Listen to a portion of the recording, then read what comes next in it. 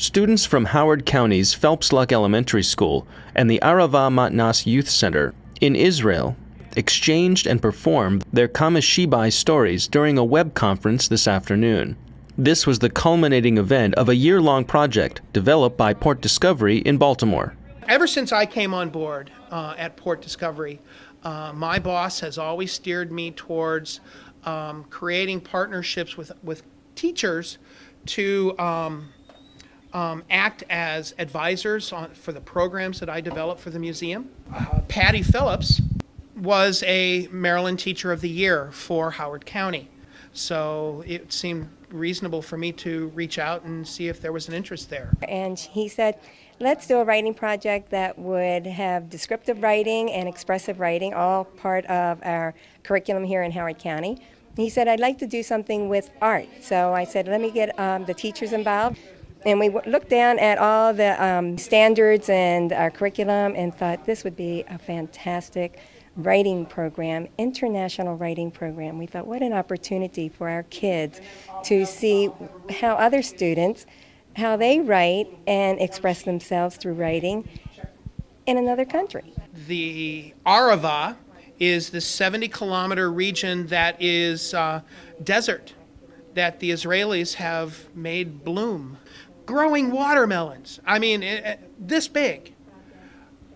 Roses, sunflowers, peppers, grapes, melons, dates. It's just incredible what they've done. We pulled out the map to show them exactly where Israel was located, and then we talked about their part of Israel, how it's a farming community, and where they also did some writing back and forth, which was pretty unique. All year we have been doing pictures and stories.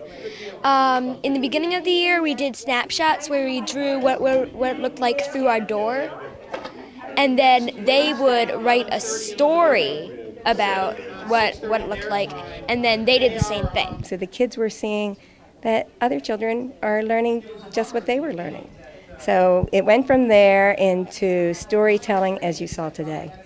We wrote stories about what we want to be when we grow up, and then when we send our stories to them, they would listen to the descriptions and they would try to draw us in the future.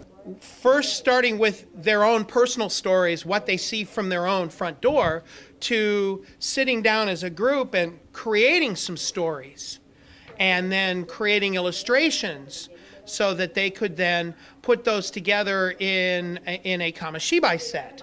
Because basically Kamishibai is like taking a comic strip, but giving each individual box its own card, so that you can create kind of a theater presentation. Putting it all together with the writing, the culture, the art, and then storytelling, and then technology.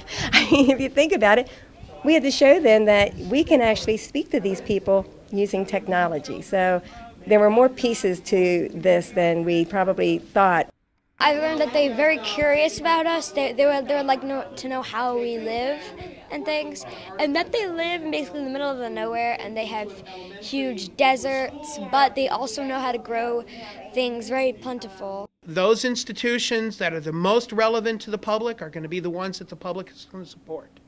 The ones that go that extra mile and really reach out there and come up with things that are outside the box, that really have an impact, and that you really can really touch lives.